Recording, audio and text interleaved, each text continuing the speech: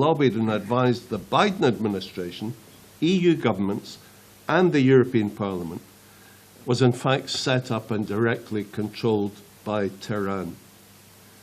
That stirred profound implications for global diplomacy and security. The information was based on an avalanche of leaked emails translated from Farsi into English by Semaphore. Experts from the network had consistently peddled misleading information designed by the mullahs, while also demonizing the main democratic opposition movement, the National Council of Resistance of Iran, the NCRI, and its primary component, the Mujahideen-e-Khalq, MEK.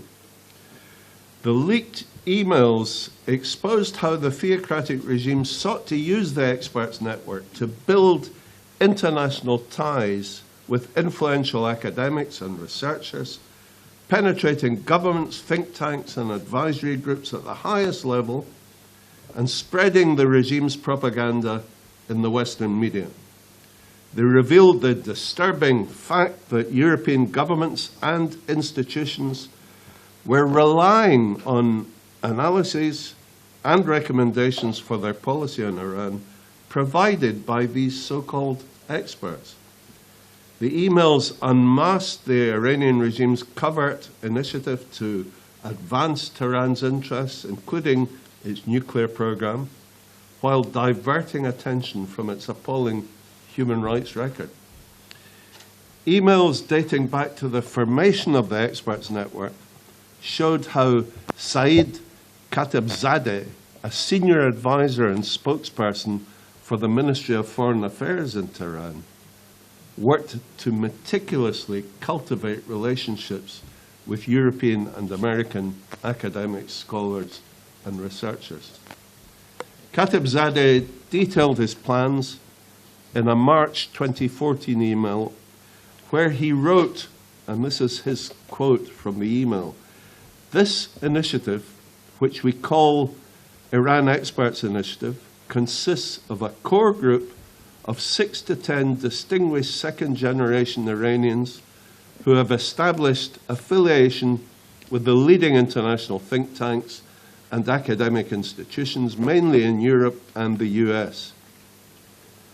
Other email exchanges with several of the so-called experts show how they even expressed their unrequited loyalty without reservation to the Islamic Republic's foreign minister, who at that time was Javad Zarif.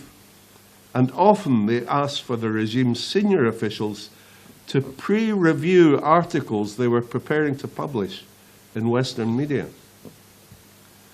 Others would at times seek advice from the Iranian Foreign Ministry staff about attending conferences and hearings in America, in Europe, and even in Israel. Khatibzadeh's success was a victory for the mullahs, for their strategy of spreading propaganda and disinformation. At the forefront of his experts network operation in the EU was a guy called Adnan Tabatabai. He was from Germany, and he was co-founder and CEO of an organization called the Center for Applied Research in Partnership with the Orient, or CARPO. Tabatabai's advocacy for the Iranian regime has featured in leading German media publications since 2016. He has also had direct involvement in European Parliament events, blatantly manipulating public opinion and policy making. Tabatabai is well known for disseminating misleading information and fabricating positive data to enhance the regime's popularity. Under the guise of cultural exchanges, he promotes close relations with the regime, downplaying its repressive policies that have faced international condemnation. Ruzbe Parsi, another member of the Experts Network, is head of the Middle East and North Africa program at the Swedish Institute of International Affairs in Stockholm. His work echoes the Iranian regime's narratives across prominent European platforms, again including the European Parliament including media outlets, influential think tanks. Parsy's presence in the European Parliament have included high-profile appearances as a guest speaker. In his role as a senior analyst for the European Union Institute for Security Studies, he promoted the Iranian regime in no fewer than 61 policy papers.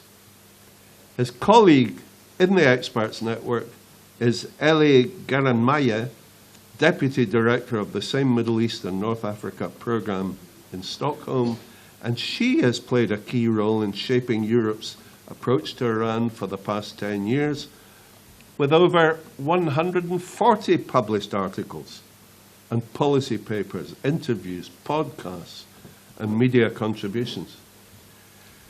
Detailed examination of the leaked emails has further revealed how the Experts Network members were also vigorously engaged in attacking the Iranian opposition, the NCRI and the MEK, claiming that they have no support within Iran and slandering the movement with a range of absurd allegations, all of which originate in Tehran.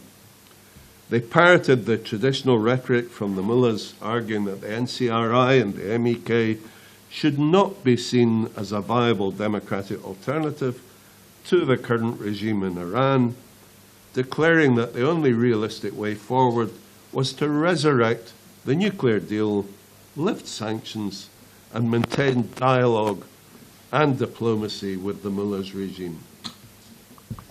It was also interesting that following the Qatargate scandal, the Socialists and Democrats group, the S&D group in the European Parliament, suspended one of its most senior political advisors, Eldar Mammadov, and referred him to the Belgian authorities.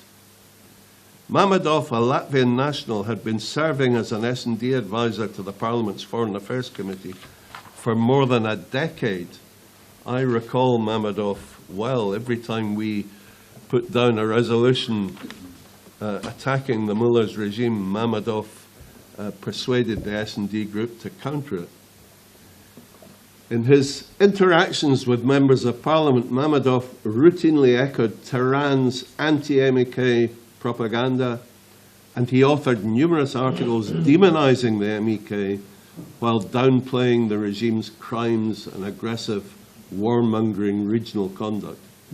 He consistently adopted pro-Iranian regime positions, raising suspicions that he was an alleged clandestine spokesman for the mullahs. The Iranian regime has spent billions backing Bashar al-Assad's bloody civil war in Syria. They have trained, armed, and financed the Houthi rebels in Yemen, and they're directly involved in the ongoing missile and drone attacks on commercial shipping in the Red Sea. Now we know that the Iranian intelligence services have developed close relationships with organized criminal gangs across Europe and in the UK to expand the capability of its networks. And last November, horribly, this included the attempted assassination of Alejo Vidal-Quadras, a former vice president of the European Parliament. They attempted to kill Vidal-Quadras in Madrid outside his home. Indeed, since the start of 2022, British intelligence services say the UK has responded to more than 15 credible threats to kill or kidnap British or UK-based individuals by the Iranian regime. Through massive financial investments and the strategic cultivation of influential lobbies, Iran has persistently sought to sway the decision-making processes of Western institutions and governments. This relentless pursuit has been further facilitated by a long-standing policy of appeasement, revealing the deep extent of Iran's influence over key Western policies. Now that the facts are known and the crooked experts exposed, the West must end appeasement and crack down on the regime. Last year, 598 MEPs in this House voted to blacklist the IRGC. President Roberta Metsola agreed. Why has it still not happened? It's time for the UN, the US, the EU, and the UK to open negotiations with the Iranian opposition, the NCRI and the MEK, to back the Iranian people in their desire to overthrow this theocratic dictatorship and to restore peace, justice, democracy, and human rights to the Iranian population. Thank you very much.